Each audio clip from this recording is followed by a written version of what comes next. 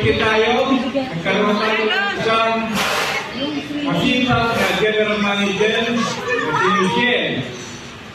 Ganda na, masipag pa.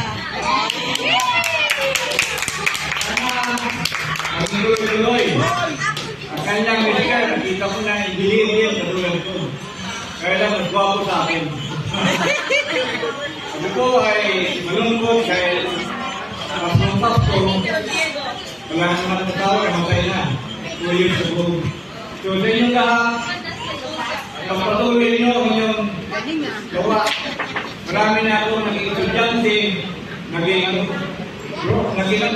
real estate broker, meron ako estudyante, naging real estate broker, nagkasawa ng engineer, may building sa San Mateo, dalawa. Lahat ng mga Kristanya, lahat ng mga mata, dapat ko pinukuha niya, pamagitan ng naipon ng pera. So ngayon, pinakamalaki na broker sa buong San Mateo.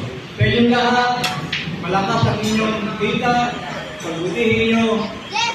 Pero sa lahat na bagay, huwag ninyong kalimutan ang ating Panginoon. Lagi ba, kundi siya pa rin ang nauna sa buhay natin. Amen.